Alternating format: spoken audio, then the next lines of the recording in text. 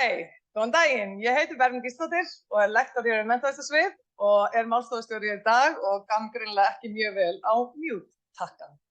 En þessi málstofa sem hér í dag er partur af röð málstofa sem verða núna á vormisseri og hafa fengið heitið Pælt í PISA. Í dag ætlunin að rýna betur í stærðfræðilæsi í íslenskra unglinga og við byrjum á að fá erindi frá Guðmundi Bjarka, sérfræðingi Menntamálastofnunar sem segir eitthvað svona almennt frá niðurstöðum PISA og í kjölfarið ætlar Freyja Hreinsdóttir, prófessor í menntavísindasvið, að rýna betur í þessar niðurstöður. Og þá getum við fengið Guðmund Bjarka til að koma hér upp og halda sitt erindi. Ég ætla bara að deila skjánum.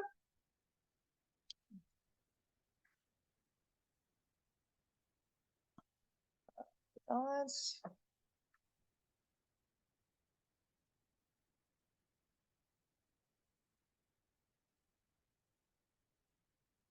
Ég fela þessi floating tools hérna.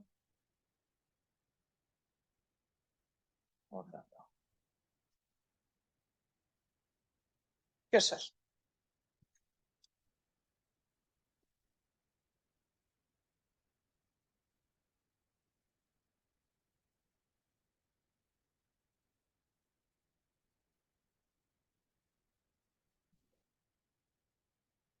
Já, daginn. Ég heiti Guðmundi Bjarki, ég verkefnisstjóri PISA hjá Menntamálastofnun og ég ætla aðeins að rifja upp hvernig staðan hjá íslenskum nemendum í stærðfræðilæsinu, hvernig þróunin hefur verið. Svo ætla Freyja að kafa dýpra í það, en ég ætla að tala aðalega um það sem við sjáum í svörum nemenda stærðfræði, segja svör þeirra viðhorf, áhuga, metnað og upplifun af kennslu stærðfræði. Og ég minni hérna á niðurstöðuskýrslunni okkar sem aðgengileg á netinu, þar sem við fjallaðum öll sviðin 3.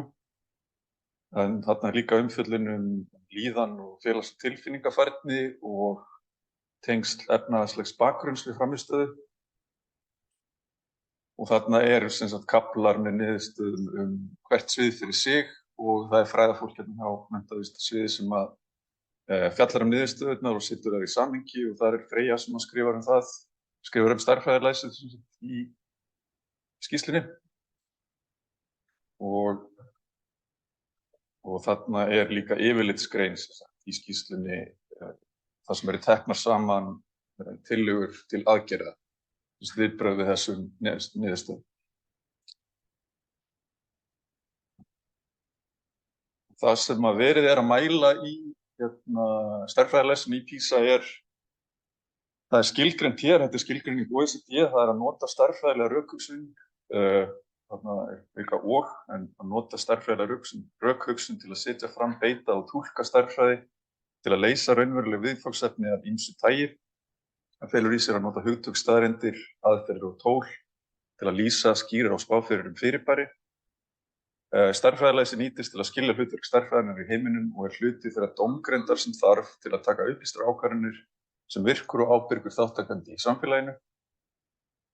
Og það umfjöllun sviðið í skýrslu Menntamálastofnunar sem fjallað hvað verið að mæla, það sem fjallað það sem á bakvið hæfniþrepin, fjallað sviðin, fleira. Og það líka hægt að kynna sér þennan kenningaramma hjá OECD.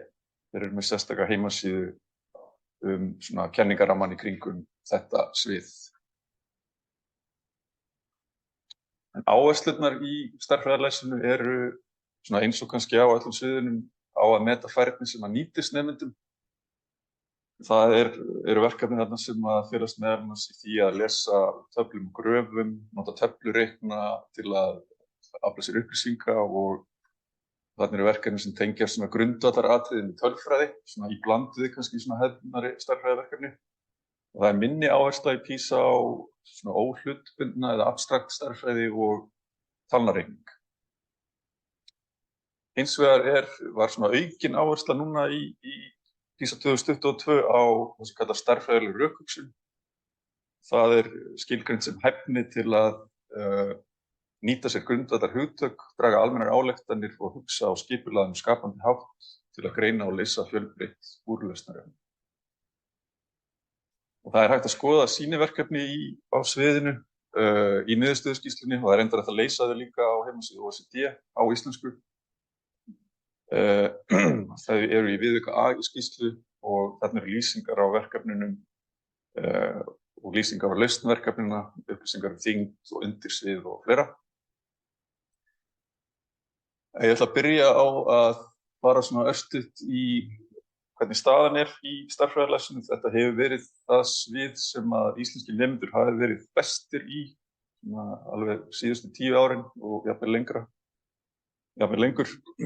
Og þarna sjáum við að Íslandi græna línan, lönd OECD að meðaltali punktalínan og Norðurlöndin brotna línan. Og þarna höfum við verið í eða yfir meðaltalinu síðustu 10 árin, meðaltali OECD-landa og samanborið við hin sviðin. Á hinum sviðinum hafa nemendur verið undir meðaltalinu á þessum tíma. Þessum 10 árum. En við sjáum líka að það var ákveðin hnignun í frammistöðu á öllum sviðum. Hnignun í stærðfræðileysi varð á Íslandi og í öðrum löndum. Og við erum núna, staðan 2022 þannig að íslenskir nemendur eru undir meðaltalinu. Og þessi hnignun var í flestum löndum OECD, hún var töluverð á Íslandi og í Noregi. Hún var einnig svolítið há á hinum Norðurlöndunum og í rauninni hún aðeins meiri á Norðurlöndunum en almennt. Það er svona jafnaði allavega í hinum löndunum. Og eins og við komum fram þetta eitthvað sem að tengist líklega COVID-faraldrinum að einhverju leyti sem þessi nemendur voru í 8. bekk. En og hérna ætla ég aðeins að greina frá hvernig útkoma var í hvað varðar grunn- og afbrigðahæfni í stærðfræðilesi. En niðurstöðurnar eru settar fram annars vegar í þessu formi heildarstiga sem við vorum að skoða og hins vegar sem hlutfallsleg dreifing nemenda á hæfniþrep sem eru 6. Og í skýrslunni eru upplýsingar öll þessi hæfniþrep, hvernig nemendur dreifast á þau og lýsing á þeirri hæfni sem liggur að baki. Ég veit að Freyja ætlar að fara aðeins dýpra í þetta á eftir. En þeir sem eru á hæfniþrepi 2 eða hærra hafa grunnhæfni, þeir sem eru á hæfniþrepi 5 og 6 hafa afbrigðahæfni. Og svona almennt má segja að þeir sem hafa grunnhæfni séu farnir að geta nýtt sér þessa hæfni og þekkingu á ýmsan hátt í daglegu lífi. En þetta eru þá niðurstaðan fyrir grunnhæfni í stærðfræðilesi. Það var þarna 2 af hverjum 3 nemendum íslenskum sem að teljast hafa þá grunnhæfni sem talað sem lægri en í öðrum löndum. Og þetta eru fleiri nemendur en hafa grunnhæfni í lesskilningu og læsi á náttúruvísindi. Við sáum ekki kynjamun í þessum tölum, en það er kynjamunur í flestum þátttökulöndum. Og það er eins með hlutfall nemenda með afbrigðahæfni. Talan þar er 5% á Íslandi. Hún er lægri en að meðaltali í Norðurlöndum og OECD-ríkjum. Hins vegar erum við að sjá aðeins fleiri drengi á Íslandi með afbrigðahæfni en stúlkur.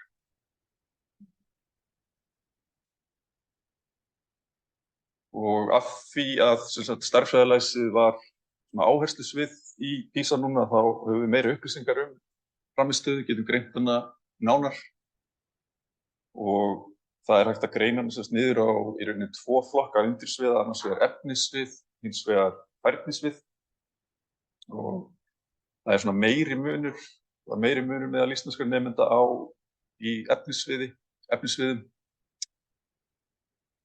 Og það eru þessi 4 svið: breytingar og tengsl, magn, rými og lögun, óvissu og gögn. Og þau hafa samsvörun lauslega í námskrá við algebru, tölu og reikning, rúmfræði og mælingar og tölfræði og líkindi. Og Freyja ætlar að fara betur í þetta, hvað í rauninni hvert svið nær yfir. Hérna sjáum við þá heildarframmistöðuna á þessum 4 sviðum á Íslandi. Meðaltalið var 459 stig. Þannig að nemendur að standa sig betur í því sem samsvarar rúmfræði og mælingar en verr í því sem samsvarar þó algebru. En það gott að taka fram að frammistaðan í rauninni, hún verri á öllum þessum sviðum heldur en að meðaltali í OECD, en það þarna ákveðnir svona styrkleikar eða veikleikar. En ég ætla að fjalla svona aðalega svör nemenda stærðfræðina í PISA og áhuga og viðhorf þeirra til stærðfræði. Ég ætla að byrja á því. Og nemendur eru beðnir að í rauninni taka afstöðu til þessar fullyrðingar. Stærðfræði er ein af mínum uppáhaldsgreinum og við sáum að 50% íslenskra nemenda eru annaðhvort sammála eða mjög sammála þessu. Aðeins fleiri drengir sammála en stúlkur og þetta kannski virðist vera lág tala en þegar við skoðum þetta í samhengi við lönd OECD þá er íslenski nemendur bara hann á toppnum. Meðaltalið 39%, Norðurlöndin eru svona dreifa, þarna sjáum við Norðurlöndin og þau eru flestar neðan meðaltalið. Þannig að það virðist vera svona almennt hjá 15 ára nemendum svona tiltölulega mikill áhugi á stærðfræði. Og í PISA var líka, það breytað þarna inn í gagnasafninu sem sýnir í rauninni líka áhuga umfram önnur fög. Það er að segja nemendur eru spurðir sömu spurningar íslensku og náttúrufræði og þessi tala sýnir sem sagt svona umfram áhuga á stærðfræði. Þarna er hlutfallið lægra, það er sem sagt skalinn þarna nær upp í 20% en aftur eru íslenski nemendur þarna á toppnum. Sem sagt 23% þeirra sögðu þá stærðfræðina að vera uppáhaldsgrein voru meira sammála þeirri fullyrðingu heldur en fullyrðingu íslensku og náttúrufræði. Það eru við yfir meðaltali OECD, það er 14% og Norðurlöndin eru svona að dreifa sér sitt hvoru megin við meðaltalið.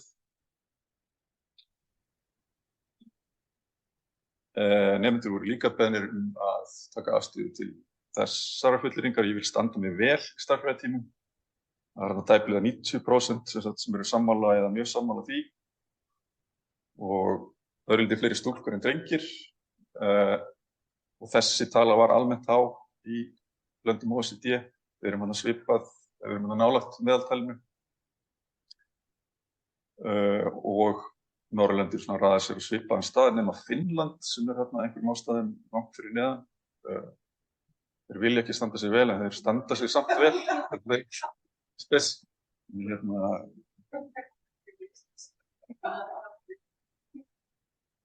En já, svo var líka lagður fyrir spurningalisti það sem að ég þýddi sem vinnusemi og þrautsegjum í stærðfræði.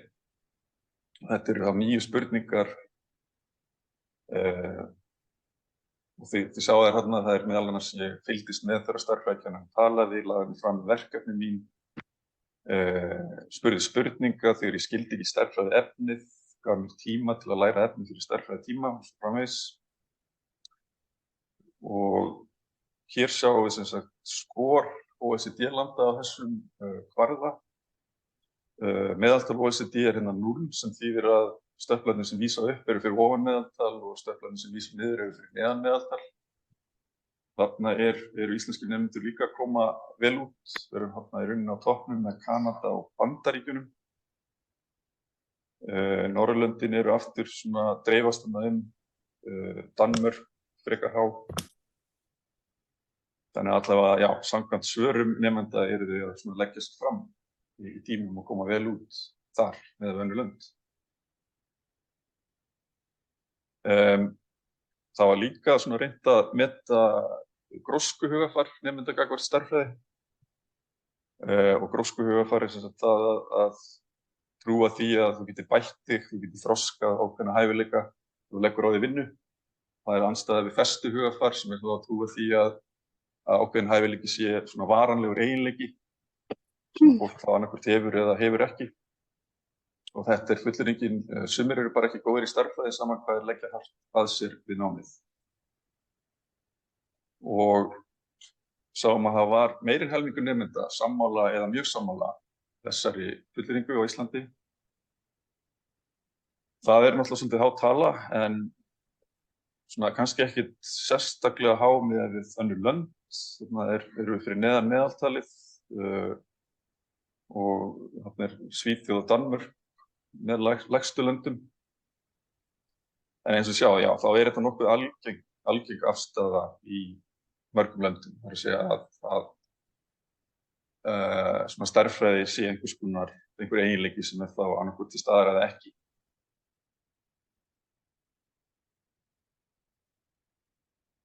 Og sáum þarna töluverðan kynjamun varðandi þessa spurningu á Íslandi. Fleiri stúlkur sammála en drengir og reyndar koma líka út úr spurningum trú á eigin getu í stærðfræði úr þessum niðurstöðum að talsverður kynjamunur þar, sem sagt drengjum í hag. Og ef við skoðum hérna hvernig gróskuhugafar eins og það var mælt í þessari spurningu við hvernig það tengist frammistöðu, þá eru nokkuð skýr tengsl þarna á milli. Það að segja, hér sjáum við þá stig í stærðfræðileysi eftir því hversu sammála nemendur voru þessari fullyrðingu. Þeir sem voru mjög sammála fengu þá 432 stig og svo upp í 495 stig hjá þeim sem voru mjög ósammála. Og reyndar var þessi tenging ennþá skýrari hjá stúlkum. Þannig sjáum við sem heildina. Það var líka spurt svona kvíða og neikvæðar upplifanir af stærðfræði í PISA og við vitum að kvíði og neikvæðar upplifanir af stærðfræði getur háð nemendum og fælt þau frá stærðfræðitengdu námi og störfum í framtíðinni. Og það meðal annars ein rannsókn sýnir að þetta getur gerst óháð því hversu góðir nemendur eru í stærðfræði. Þannig að auðvitað tengist neikvæð upplifun af stærðfræði að einhver leyti því hversu góður eða góðu eftir stærðfræði, en þetta virðist hafa áhrif umfram það. Og það annað spurningalisti sem stærðfræði kvíða og hér sjáum við hlutfall nemenda sem voru sammála eða mjög sammála þessari fullyrðingu. Ég hef oft áhyggjur af því að stærðfræði tímarnir verði erfiðir fyrir mig. Það eru þá í rauninni helmingur nemenda á Íslandi. Ég verð mjög taugaóstyrkur eða taugaóstyrkur í leysi stærðfræðiverkefni. Þetta þriðjungur nemenda, sammála eða mjög sammála. Mér finnst ég ósjálfbjarga þegar ég reikna stærðfræðidæmi, tæplega 40%. Svo, já, ég hef áhyggjur af því að fá lélegar einkunnir í stærðfræði, 62%, og svo svona helmingur sammála eða mjög sammála því að hann eða hún sé hræddur að falla í stærðfræði. Og við erum svona að skora þar, já, í rauninni svona kannski frekar algengt í öðrum löndum líka að nemendur hafi þá einhvers konar kvíða eða neikvæða upplifun af stærðfræðinni. En við erum að falla svona kannski oftast á milli meðaltals Norðurlanda og OECD. Og sjáum töluverðan kynjamun hérna líka. Dálkurinn hérna til hægri sýnir sem prósentu tölumun á kynjamun í svörum með þessum spurningum sem þá alveg frá 9 upp í 18% stig.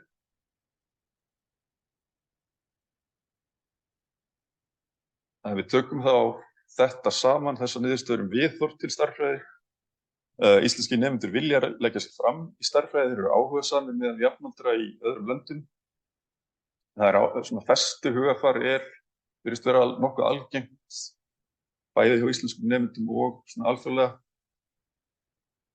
Og við sáum að það eru niðurstöðurnar sýna tengsl á milli gróskuhugafars, gagnvart stærðfræði og frammistöðu í stærðfræðileysi. Og við sáum að það talsverður fjöldi nemenda sem upplifir svona hefur svona neikvæða upplifun eða kvíða gagnvart stærðfræði. Þannig að standa fleiri enn á Norðurlöndum, en svona fleiri að jafnaði enn á Norðurlöndum. Já, og þarna kom líka fram að stelpur hafa jafnvel meira festu hugafar, minni trú á eigin getu og meiri kvíða gagnvart stærðfræði, þrátt fyrir að þær í standi sig ekkert síður en strákar. Þannig að þetta svona bendir til þess að það séu tækifæri til að svona ýta undir jákvæðari viðhorf og þetta svo sem eitthvað sem hefur komið fram í öðrum rannsóknum en að já, það sé tækifæri til að ýta undir þá jákvæðari viðhorf og það getur þau hjálpað svona ákveðnum hópum að fá meira út úr stærðfræðináminu en leiðir náttúrulega ekki til, sem bendir til þess að þetta sé eitthvað svona lykilatriði í gengi íslenskra nemenda en þetta er samt kannski bendir til svona ákveðna tækifæra.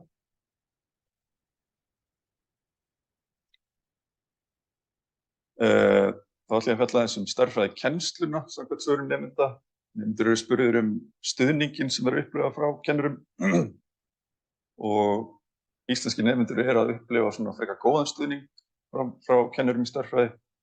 Það er þarna 3 af hverjum 4 það bil sem að segir kennaran sína áhuga á námi allra nemenda í flestum eða hverjum tíma. Að nemenda veiti auka aðstoð þegar nemendur þurfa á því að halda að kennarinn haldi áfram að útskýra þar til allir nemendur skilja.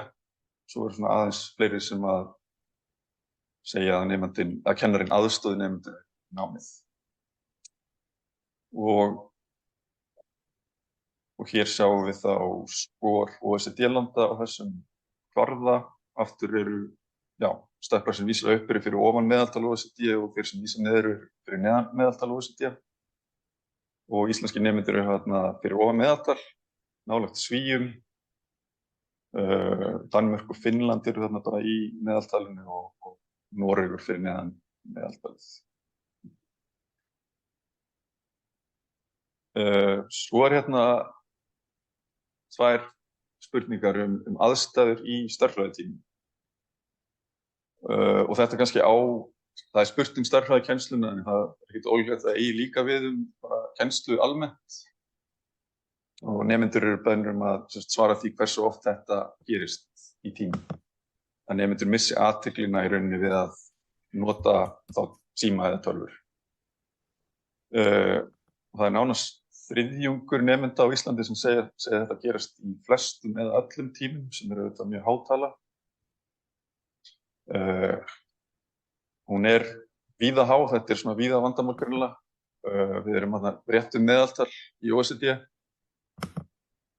Erum á svipuðum stað og Noregur og Danmörk en þetta virðist vera meira vandamál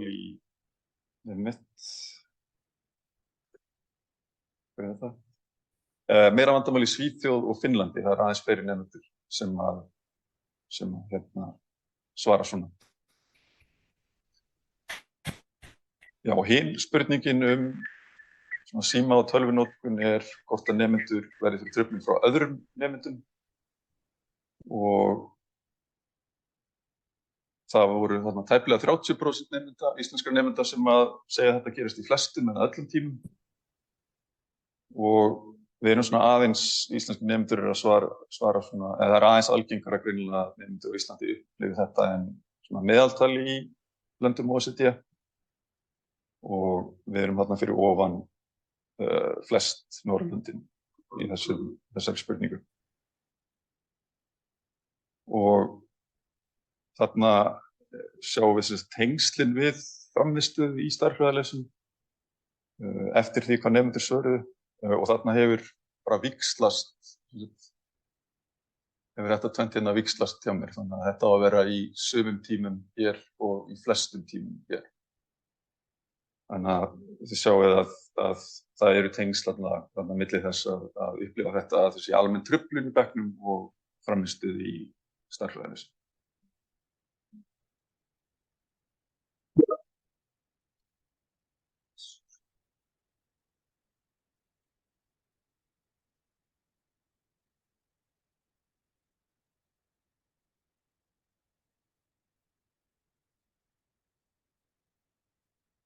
Já, þannig að ef ég tek saman þessa niðurstöðu kennsluna, nemendur eru að upplifa að kennarar veiti góðan stuðning.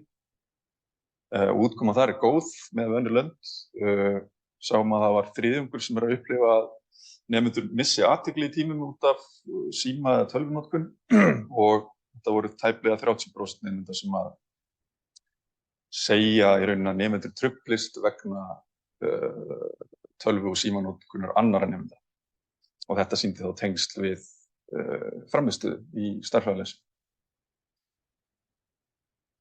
Og já, þetta í rauninni þá þau atriði sem ég var með í dag.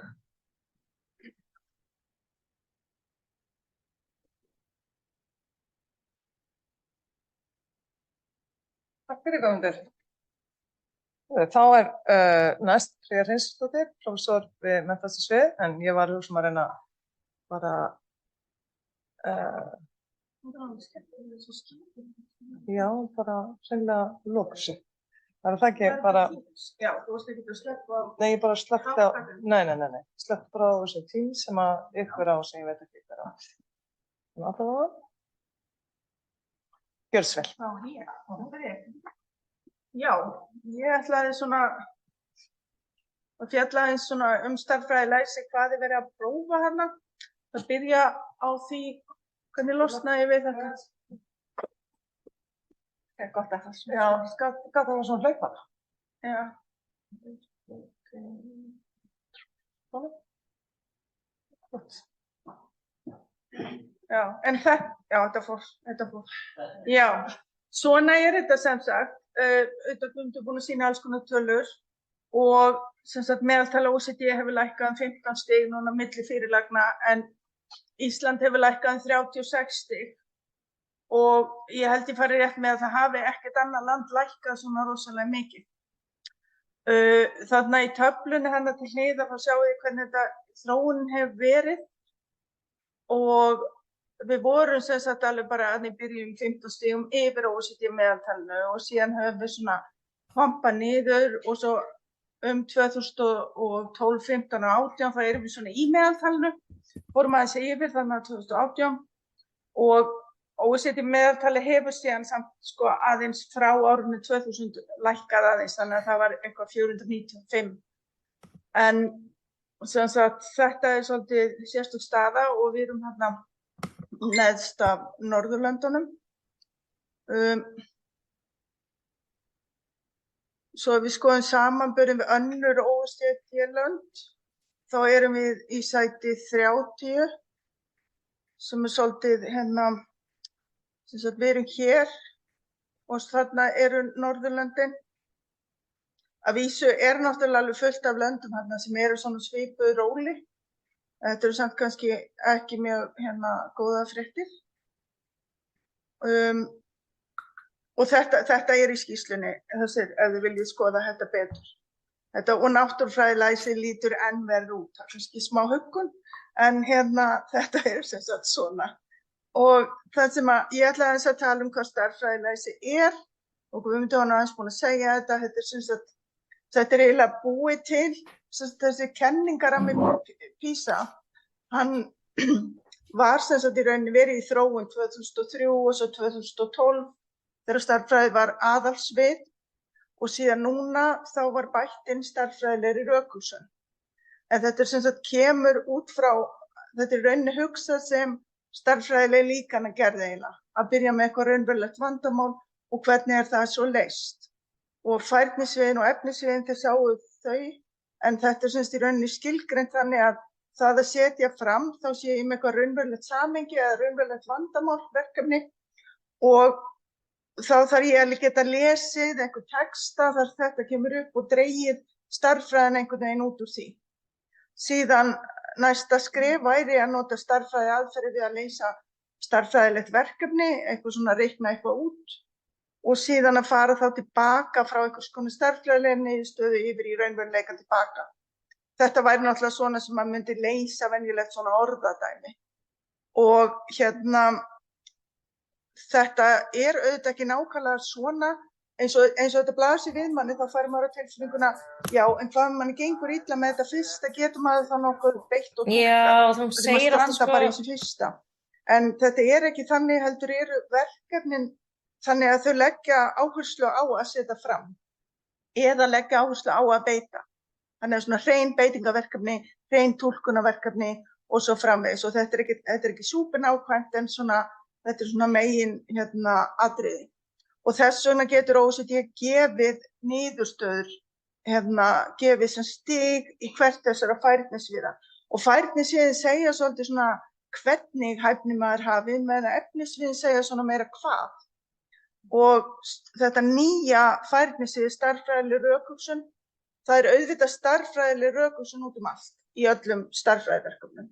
En til dæmis getur þetta verið, það gefið eitthvað verkefni og svo eru krossar og maður á að velja rétta niðurstöðu, semst rétt svar, og það sem gerir þetta stærðfræðileg rökhugsun og maður þarf að rökstyðja, hugsanlega með einhverjum útreikningum sem maður þarf að sýna. Hvers vegna þetta rétt niðurstaða? Stundum þetta bara að bera saman einhverja tiltölulega einfaldar hluti. Og efnisviðin eru sem sagt breytingar og tengsl, þá að skilja ólíka tegundir breytinga og hvenær eiga sér stað til að geta nota viðeigandi stærðfræðilíkan til að leysa þetta. Og svona stærðfræðilega séð þá felur þetta í sér að tjá einhverja breytingu með því að nota viðeigandi fall eða jöfnur einhvers konar samband milli breyta. Eða velja slíkt. Það getur verið að það sé búið að láta maður fá þetta. En maður þarf samt sem áður að skilja þetta. Ef maður veit ekkert fall eða jöfnur þá sem sagt lendir maður í vandræðum með þetta. Og líka að geta nýtt sér og farið á milli mismunandi framsetningar. Það er að segja stundum eitthvað sett upp sem bara með einhverjum breytum, en stundum líka gefið hluti gefnir á myndrænan hátt, þannig að það þarf að vera hægt að fara þarna á milli. Og þetta tengist helst flokknum algebra. Og þannig að sko, þó svo þetta sé ekki nákvæmlega sama algebra, þá gefur niðurstaðan í þessu okkur svona ákveðna hugmynd það hvernig gengur nemendum í algebru. Og rými og lögun, það svona minnstur eiginleikar tákn hlutarúmskyn og svona stærðfræðilega þá þetta til dæmis þarf að kunna til dæmis reglu Pýþagórasar og formúlu fyrir ummáli hrings. Það ekki verið að fara fram á að maður þekki einhverja svona flóknar eða meiri smáatrið, einhverja reglur laxhorn eða eitthvað slíkt. Heldur þetta bara svona frekar einfalt og það þarf líka að skilja perspektíf og lesa kort og svona hagnýtingar á rúmfræðiþekkingu og svo til dæmis líka að túlka þrívíða hluti frá mismunandi sjónarhorni. Það eru svona verkefni þar sem maður þarf að velja hvað svona myndin það sem er séð ofan á eitthvað. Og þetta getur enda verið svolítið snúið. Það bara að sitja og velta þessu fyrir sér. Og ég hugsa að hversu vel fólki gengur með þetta fari algjörlega eftir í hvað fólk hefur mikla æfingu í nákvæmlega þessu. En ekki að fólk hafi lært einhverja tiltekna rúmfræðireglur. Og þetta tengir semst helst rúmfræði og mælingar. Svo magn, það svona talnaskilningur og það eru alls konar fjöldatölumælingar, stærðagráður, eitthvað sem miklu stærri en eitthvað annað, einingar og hlutfallslegar stærðir, reikniaðgerðir og mat á stærðum og þetta eins og tölur og reikningur í námskráni okkar þá. Og svo óvissa og gögn sem bara hvernig breytileiki birtist og þetta svona algjör svona raunveruleika dæmi þá. Og það getur þurft að túlka og meta og draga ályktanir þar sem einhver óvissa. Þar sem hlutir eru ekki nákvæmlega gefnir. Og líka leysa svona átta sig á mjög einföldum líkindum. Þannig að þetta tölfræði og líkindi. Og ef við skoðum aðeins niðurstöðurnar í þessum, fyrst ætla ég að fara í gegnum eitt verkefni, hvernig verkefnin eru. Það eru sem sagt 234 verkefni og þessi verkefni þau eru rosalega mörg ný verkefni núna vegna þess að stærðfræði var aðalsvið. Og það hægt að lesa sér til í þessum skýrslum það hvernig þetta gert og hverjir sita í einhverju svona expertahóp. En það eru svona teymi í mörgum löndum sem koma með tillögur af verkefnum og þau eru prófuð með mikið og það er grisjað og hent út þannig að þetta ekki bara eitthvað sendið með inn kvöldið áður. Þetta eiginlega svona, þetta ekki alveg þannig, en ég held að mann sé bara óhætt að segja að miðað við til dæmis verkefni í kennslubókum, þá liggi meiri vinna á bak við þessi verkefni. Ég fór í gegnum svona mjög mörg verkefni og mér fannst eiginlega bara leiðilegast af öll að geta ekki bara komið og kynnt þau hérna. En þau eru leyndamál, þau eru ekki birt almennt. Og það eru sum æðislega skemmtileg verkefni hana. En þetta sem sagt, ágætisverkefni. Tengjast flest ef ekki öll svona einhvers konar raunveruleika á einhverju samhengi og það passað upp á samhengi sé ekki eitthvað til dæmis sem tengist eftirlaunum eða einhver slíku sem að hefur lítinn relevans fyrir 15 ára ungmenni. Þetta eitthvað sem tengist svona þeirra veruleika. Og mér finnst það svolítið vel gert, þó þetta snýst ekki algjörlega sko, Snapchat og Instagram eða eitthvað svoleiðis, en þetta svona nálægt einhverju lífi ungs fólks. Og þetta ekki verið, eins og Guðmundur var búin að segja þetta, ekki verið svona bara að reikna, það ekki hvað kanntu margföldum töfluna eða ekki, þau eru með reiknivél. Þannig að það reiknivél inn í systeminu.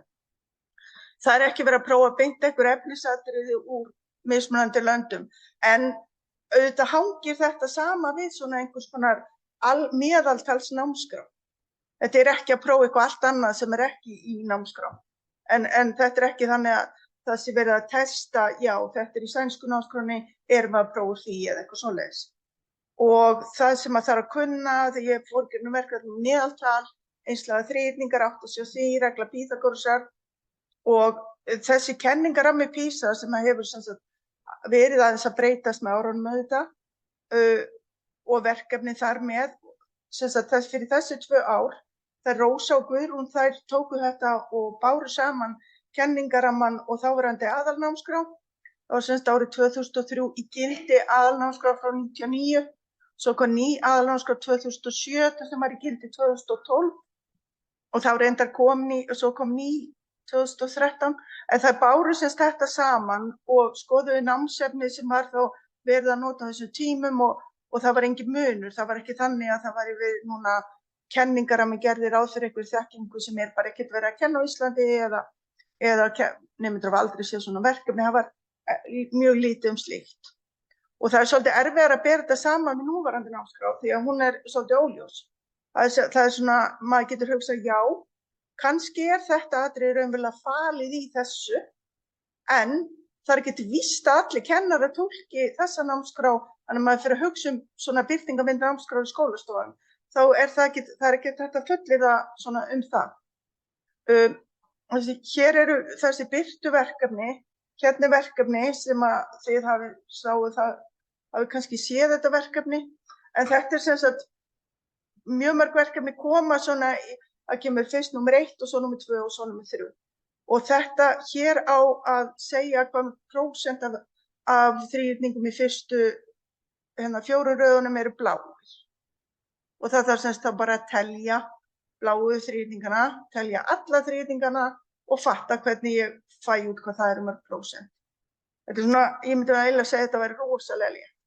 Og þetta færnisviðið að beita vegna þess að þetta bara hreinir reikningar og efnisviðið magn, þetta sem tölur reikningur og þetta hæfniþrepi 1A. Það sé bara metið sem frekar létt verkefni.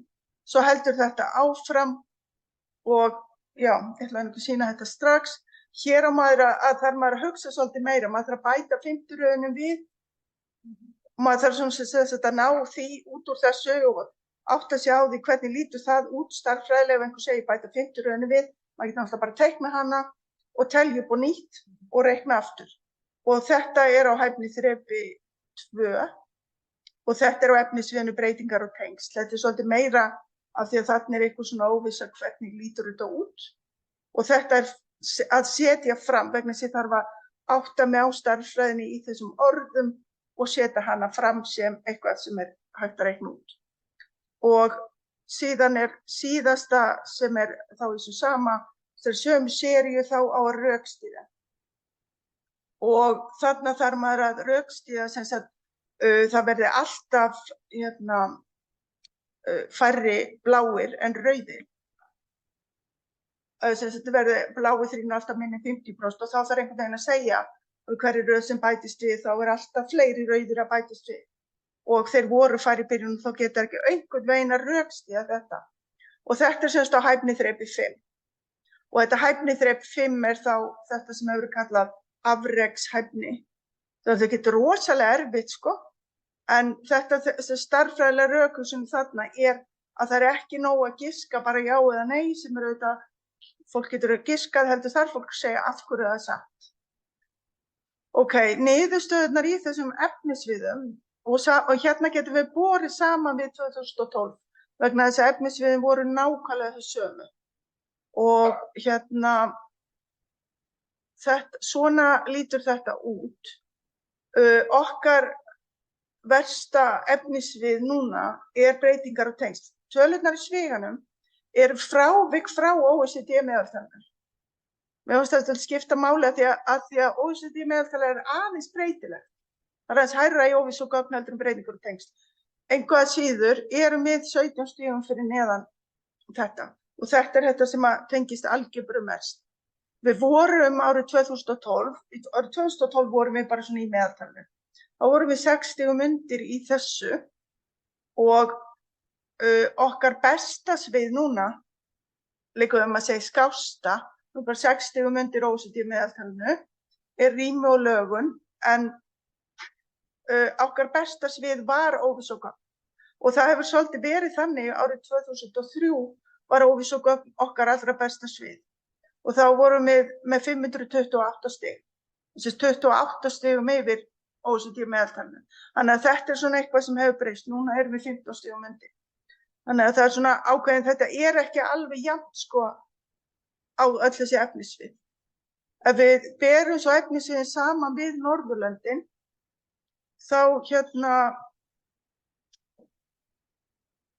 það þannig að sem sagt, rými og lögun yfirleitt það sem Norðurlöndin eru best í og við erum þá núna komið svolítið svipaðan prófíl og Norðurlöndin. Það er að þau eru eins og sjáið aðeins Danmörk aðeins að spilla þessari hypotesu með því að fá 24 stig í óvissu og gögn, en annars rými og lögun svolítið það sem að Norðurlöndum hefur gengið vel með. Og það sem síðan athyglisvert líka að Svíþjóð núna 10 stigum yfir í breytingar og tengsl. Svíar hafa farið niður á við í síðustu fyrirlög bara eins og allir aðrir, en ekki alveg jafn mikið á við. En þeir voru sem sagt 10 stigum yfir í breytingar og tengsl, en árið 2012 voru þeir 24 stigum undir. Þannig að það alveg von. Þeim tókst sem sagt á þessum 10 árum að snúa þessu við, þrátt fyrir að þetta hafi allt saman versnað aðeins í síðustu fyrirlög. Þannig ég kem aðeins að hvað gerðu þeir. Svo getum við borið færnisviðin saman við Norðurlöndin. Fólk hefur sagt mér að þetta sé alveg æðislega mikið af tölum, en það ekki bara skemmtilegt? Alltaf í sviganum fráviki frá OECD meðaltalinu. Og við sem sagt, það hægt að leika sér, horfa á þetta og bera þetta saman og eitthvað svona. En það sem skemmtilegt að árið 2012 vorum við heilum 8 stigum yfir í því að setja fram. Sem reyndar mjög gott að þið takið eftir því að OECD meðaltalið það var lægst í því að setja fram. Og þessi prófíll að vera bestur í að setja fram af þessu færnisviðum eitthvað sem gildir annars lönd sem að gengur mjög vel. Þannig að þetta var athyglisvert. Þannig að það sem mér fannst alltaf athyglisvert að tala að fólk geti bara ekki lesið. Ég myndi halda að þetta færnisvið það sem að krefst mest lestrar. Þú þarft að lesa og skilja hvað að gerast þetta. Og þetta ekkert slagt. Þó þetta sé orðið kannski ekki svona gott núna, en fyrir 10 árum var þetta allavega svona, þetta var bara gott og núna erum við hins vegar 14 stigum undir og síðan var það að túlka var okkar versta svið 2012 og það var svolítið athyglisvert ef maður skoðar niðurbrot á hæfniþrep á þessum færnisviðum, það sem til þetta hæfniþrep 6 í því að túlka og hæfniþrep 5 og allt það, þá var það bara þannig að það voru rosalega margir íslenskir strákar á þessum tíma á neðstu hæfniþrepunum í að túlka. Þannig að það var líklega það sem og þá var þetta svona, maður veit ekki af hverju, en þetta var tengdist, þetta var svona, þess kynjamunur kom fram þarna. Síðan núna túlka, við erum áfram aðeins slakar í því heldur en í því að setja fram. En við erum þá núna í rauninni best í þessu sem heitir að beita, sem svona venjulegir reikningar. En síðan þetta rosalega sorgleg niðurstaða að þetta nýja færnisvið, ég ætti auðvitað að segja þessar tölur þessi gömlu færnisvið, það ekki fullkomlega samanburðarhæfari vegna þess að núna komin nýtt færnisvið, þessi stærðfræðilega rökhugsun.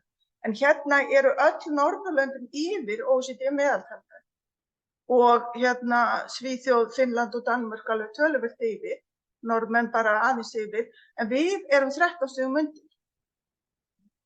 Þannig að þarna er eitthvað sko sem er einhvern veginn, eitthvað sem þarna alveg rými til batnaðar, allavega, má segja. Þannig að þetta svona hérna, þetta sem kom á færnisviðunum. Já, ég ætla aðeins að nefna hérna hæfniþrep 2, þar sé nemendur sem eru undir hæfniþrep 2 og ná ekki grunnfærni, þeim hefur sem sagt fjölgað svolítið. Þetta eru náttúrulega ekki með góða fréttir, 34% séu þarna. Og þá er mikilvægt að hugsa hvað þýðir þetta og hvernig er hægt að hjálpa þessu nemendum. Það er þetta að fækka líka náttúrulega afbragðshæfnisfólkinu líka. Þetta hæfniþrep 2 sem að þessi nemendur komast ekki upp á, að þá þarf að bera kennslu á aðstæðum og hanna einfalda lausnarleið til að leysa verkefni og gera einfaldar hermanir. Þessar hermanir eru einhvers konar prófanir bara það sem er gefið eitthvað viðmót, það sem maður á að prófa að gera eitthvað. Fara í gegnum eitthvað ferli og prófa svo aftur þannig að maður finnur rétt. Þetta eru ekki eitthvað stórkostlegar takir hérna einhverjar 1000 talna og keyrið eitthvað í 2 sólarhringa í hermunni sem maður hugsa kannski eins og hraunflæði líkan eða eitthvað svoleiðis sko. En heldur eitthvað sem felur í sig eina breytistærð og þau þurfa að geta náð í upplýsingar, þau þurfa að sýna grunnskilning á fallahugtaki og geta leyst verkefnum einföld hlutföll. Ég kíkti aðeins á, það voru 17 verkefni sem ég gat skoðað sem voru hæfniþrep 2 og hvaða stærðfræðikunnáttu þarf til að leysa þau. Og það var til dæmis að bera saman nokkra tölur og átt að sjá að þurfa að bera saman nokkra tölur og gera það. Lesa af einföldu grafi, það er að segja eitthvað graffals eða eitthvað gagnaði gefið og finna út kannski hvar er þetta hæst. Og geta sett inn í einfalda fyrsta sitt formúlur eins og til dæmis 3x + 7 geta sett inn x og reikna út fyrir. Það er svona það sem er krafan á hæfniþrepi 2. Og textarnir eru frekar auðskiljanlegir, textarnir eru líka eiginlega einfaldari í þessum léttari dæmum. Og stærðfræðilega rökhugsun, þegar eru til svona verkefni sem eiga að reyna sérstaklega á stærðfræðilega rökhugsun og eru undir, eru á þrepi 2. Og þá þurfti maður svona að fatta að þeir sjá hvaða kosti þarf að bera saman. Og þetta er bara eins og léttustu verkefnin eru í námsefni. Og svo eru verkefni sem eru á hæfniþrepum 1A, 1B og 1C, þau eru svo ennþá einfaldari. Síðan ætlaði ég að tala aðeins Guðmundur er búin að tala alls konar aðrar spurningar. Ég ætlaði að tala að spurning sem er hægt að bera saman 2012 það hversu vani nemendur að leysa verkefna tiltekin í gerð. Og hérna er sem ég skoðaði ég bara hvað eru margir sem sögðu árið 2022 ég hef oft gert þetta og hvað eru margir sem sögðu árið 2012 ég hef oft gert þetta. Og þá finnst mér það athyglisvert að það sé muni 10% stigum á því hvort nemandi telur sig hafa oft gert eitthvað.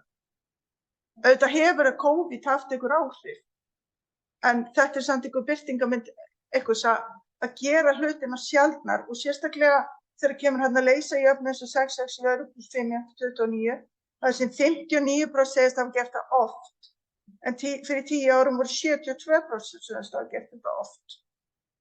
Svo eru þessi nemendur, svo er valið stundum og sjaldan og aldrei og þetta sjaldan og aldrei kemur bara svipað út. En þau eru svona meiri líklegri árið 2022 til að hafa gert hluti stundum frekar en oft. Og það voru nokkrar spurningar í viðbót og í öllum tilfellum þá voru miklu fleiri árið 2012 sem hafa gert eitthvað oft eða hvað oft hefur fengið dæmi að þessari gert. Þannig að þetta er eitthvað svona breyting sem er erfitt að átta að sjá hvað er þetta sem er að gerast þarna. Þau eru líka spurð hversu vel er treysta sér til að leysa verkefni og hérna er þetta flísadæmi hérna svona annars stigs margliðu dæmi, lesi jöfnus og þetta og lesi jöfnus og þetta. Og þau hafa ekkert sérstaklega lélegt sjálfstraust, sko. Þau, þessi annars stigs margliða þarna, það eru 78% treysta sig mjög vel eða vel til að leysa þetta. Samt hefur fækkað svo mikið þeim sem að segjast oft hafa gert þetta. Þannig að, en ég hef ekki, kannski væri það eitthvað sem er hægt að skoða að bera þetta sjálfstraust saman við stigin þeirra. Kannski það eitthvað sem gefur mann einhver áhugaverðar niðurstöður. Og að því að sko það eru ekki svona verkefni í PISA eins og leystu jöfnuna 6,6 + 5 = 29 en þessar jöfnulausnir hérna tengjast auðvitað allar einhvers konar algebru þekkingu. Og þetta með fermetrana og flísunum er kannski svona bland af rúmfræði og algebru. Ok, já, svo ætlaði ég held að ég sé aðeins að tala nú ætlaði að fara að tala hvað var í hugsanlega hægt að gera í þessu. Ekki það ég sé með lausnina, en mér finnst þetta allavega að vera svolítið alvarlegt vandamál. Og ég sýndi ykkur áðan hvernig Svíþjóð var sem hafði verið gengið mjög illa sérstaklega með breytingar og tengsl, sem eru núna 10 stigum yfir OECD meðaltalinu. Hvernig hefur þróunin þar verið? Og þeir voru komnir þarna 2012 með 27% nemanda undir hæfniþrepi 2. En voru síðan 2015, 2018 þá þetta breytast. Og allt að hliðrast svona í góð átt sem til hægri. Að það fleiri hérna með þessi afburðahæfni og svo framvegis. Svo hafa þeir auðvitað eins og allir pompað aðeins niður núna. En það sem þeir gerðu var að þeir kom með nýja námskrá árið 2011. Þeir höfðu haft frá 95 til 2011 voru þeir með mjög svona opna. Svolítið sveigjanlega námskrá. Ég meina svolítið, sem sagt, 90 eitthvað þá gerðist mjög margt líka hér að skólar eru settið til sveitafélaga. Það er lítið svo á þeir sem á staðnum ákveði meira og það er kannski verið að reynt á að setja ekki allt of mikla skorður á það og hugsa að fólk bara finna út úr því í skólanum nákvæmlega hvað þeir að kenna. En svo kom svona stífari námskrá þarna 2011. Hún er ekkert ofsalega löng, hún er frekar einföld, en það fylgir henni útskýringarefni sem er 85 blaðsíður sem að segir hvað við að meina með að leysa jöfnur, hvernig jöfnur þá, hvað eigum við, sem er svona skýringarefni til þeirra sem eiga að framkvæma þessa kennslu. Framkvæma kennslu, ég meina bara að kenna. En þannig að þetta þau komið nýja námskrá, svo voru þau með þetta matematíkliftet sem að við höfum auðvitað tekið upp hér. Það hefur verið þýtt, það er alltaf ekki komin reynsla á það, en það var fólk hér sem að var byrjað að þýða þetta sænska efni og bjóða upp á námskeið. Síðan kom í rauninni menntamálaráðuneytið inn einhvern tímann 2020 og setti fjármagn í að þetta var gert. En þetta var ekki gert alveg eins og okkur eins og það var gert í Svíþjóð. Í Svíþjóð fengu kennarar kannski svona svolítið meira svigrúm til að taka þátt.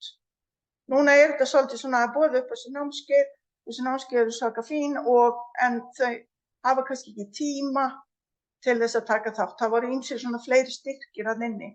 Og það var líka í Svíþjóð svona svipuðum tíma að vissir kennarar gátu fengið afslátt og kennsluskyldu með það skilyrði að þeir væru að þróa kennsluna í sín skóla og fengu líka auka pening og svona.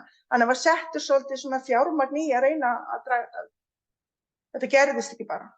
Og það er flott að við séum með þessa menntafléttu en það kannski þarf svolítið meira þarna inn.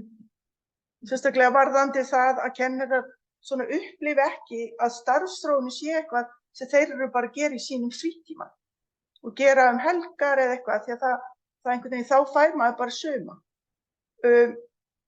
Ég var búin að nefna hana aðalnámskrána. Sko aðalnámskráin okkar sem við erum með núna, við tókum svolítið svona þessa frjálslyndis námskrá upp, svona cirka Svíar voru að leggja hana niður. En og það tekur auðvitað tíma fyrir námskrá að hafa áhrif á kennslu út í skólum. Af því að kennararnir þeir fara ekki bara allt frá einu ári til annars að kenna einhvern veginn allt öðruvísi. þetta svona þróun og kennarar fara á eftirlaun, koma nýjir kennarar og svo framvegis og þetta stendur í almennum hluta aðalnámskrár að námsgreinar eru mikilvæg í skólastarfi sem ekki markmið í sjálfu sér. Og það ekki hlutverk skóla að kenna námsgreinar heldur að menntanemendur koma hverjum og einum til nokkurs þroska. Ég get alveg sagt sko að líf ungmennis og hamingja og allt það skiptir meira máli en algebru þekking, en það kannski spurning hvort að þetta gangi kannski svolítið langt. Með tímanum þá fari þetta skipta minna máli.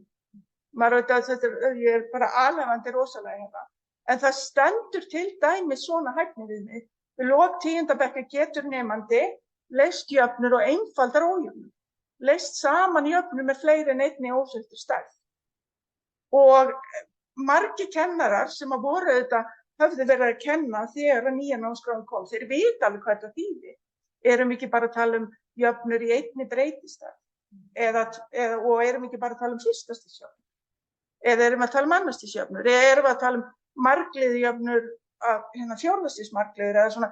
Það er alls konar svona við vitum öll menning til, en svo koma kannski nýjir og nýjir kennarar og það kemur fólk sem hefur ekki sérstaklega mikla menntun í stærðfræði og sviði stærðfræði menntunar og fer að kenna á einhverju stað þar sem hefur ekkert endilega einhvern til að spyrja hvað þýðir þetta þá? Og þetta reynir fólk að afla sér upplýsinga, en leyst jöfnur einfaldar ójöfnur, leyst saman jöfnur fleiri en einni ósviptri stærð og það er ekkert vita verið að meina 3.717 eða þetta þarna, eða eitthvað allt annað. Og þetta er ekkert alveg 100% skýr.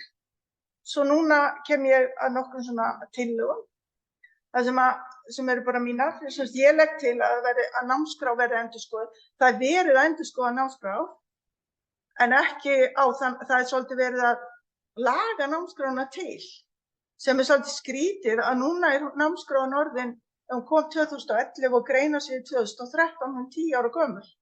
Oftast þá endurskoða lönd og líka við, þau endurskoða efnislega námskrár á minnst 10 ára fresti. Við vorum með nýja námskrá, við vorum námskrá 99, svo 2007. Það leiði ekki mörg ár, þarna voru bara 8 ár og svo 2013. Þannig að núna er eins og við séum ykkur svona losarabrag sem við ætlum bara að halda áfram með. Og námskráin verður að vera skýrari með því að efnisatriði sem gert ráð fyrir að nemendur tileinki sér. Og við eigum auðvitað að skoða hvað eru hinir að gera.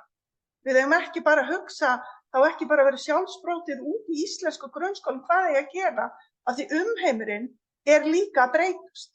Og það sem hefur verið bætt við er til dæmis reiknihugsun, sem er computational thinking og forritun. Og svo þetta með rökhugsunina. Ég skoðaði svolítið gamlar íslenska námskrár og þar eru bara atriði í stærðfræði rökhugsun sem er talað að eigi að taka fyrir og þau eru bara horfin. En núna stendur meira svona rökræði. Þetta er ekki það sama. Þannig að þetta er svona, og þetta svona óvísindalega niðurstaða eftir að hafa skoðað smá rökhugsun í öðrum námskrám, eða þar sé svona kveði fastar orði, það er svona ákveðnara, sagt meira hvað á að gera. Þannig að þetta er það sem ég finnst skipta eiginlega langmestu máli. Svo þarf auðvitað að endurskoða kennsluefni og bjóða upp á starfsþróunarnámskeið. Síðan er auðvitað í þróun þessi matsferill og samræmd próf og ég er þeirra skoðunar að það að velta í fyrir sér hvort sem skynsamlegt að hafa samræmd próf sem lokamat í grunnskólum og skoða hvernig gera önnur lönd.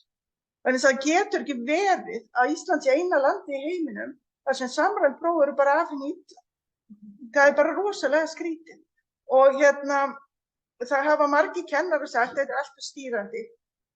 Það stjórnar öllu sem við gerum. En nú voru samræmd próf felld niður. Og það er náttúrulega svolítið lengra síðan voru felld niður sem lokamat. Og kannski hefur það einhver áhrif að því að eitthvað svona stýring er ekki alls slæm. Hún hefur áhrif á það hvað foreldrar láta krakkana læra mikið og svo framvegis. Þetta er ekkert algjörlega rosalega vont. Það sem að samræmd próf stjórna kannski dálítið í öðrum löndum og það er bara spurning hvort að það sé rosalega vont. og svo starfsþróunarnámskeið fyrir stærðfræðikennara sem hafa ekki menntun í fagi. Þetta, sko, það er algengt á íslenskum skólum að kennara þurfi að kenna eitthvað sem þeir hafa ekki menntun í. Ég held að þekki það allir.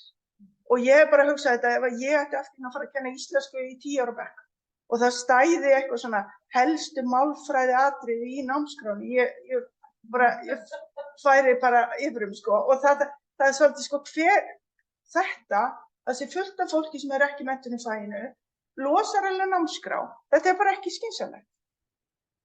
Og nú ætlum ég bara að benda á fyrirmyndarlandi Svíþjóð einu sinni enn, að þar voru sérstök svona starfsþróunarnámskeið fyrir til dæmis, það var til allt og mikið að smíðakennarum og þeir vildu verða stærðfræðikennarar og þetta er alltaf miklu stærra land, en þá var sérstök svona prógram fyrir bredda kompetens fyrir þá sem voru með einhverja menntun en vildu fara að kenna stærðfræði. Og þetta var bara keyrt í 2 ári eða eitthvað svoleiðis sko. Þannig að við ættum að gera þetta og ekki þannig að þau þurfa að gera þetta í frítímanum sínum.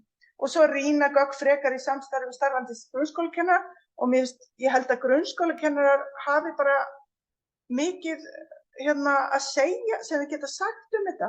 Þetta sé einhver þróun sem þeir hafa kannski alveg tekið eftir að þetta sé að gerast. Ég ætla að segja hans frá því ég er í verkefni sem heitir Samstem og við höfum verið að heimsækja framhaldsskóla á Íslandi, heimsótt 27 framhaldsskóla af 31 og það er næstu í allstaðar sagt að nemendur sé að koma með verri grunn úr grunnskóla. Og vísu kennarar á öllum skólastigum á einu skólastigi hafa alltaf klagað undan skólastiginu undan. Þetta er ekki alveg 100% en þau nefna dæmi sko. Þau nefna raunveruleg dæmi og síðan bara að reyna að finna út hvað kennarar sjá að það sé hægt að gera. Og takk fyrir.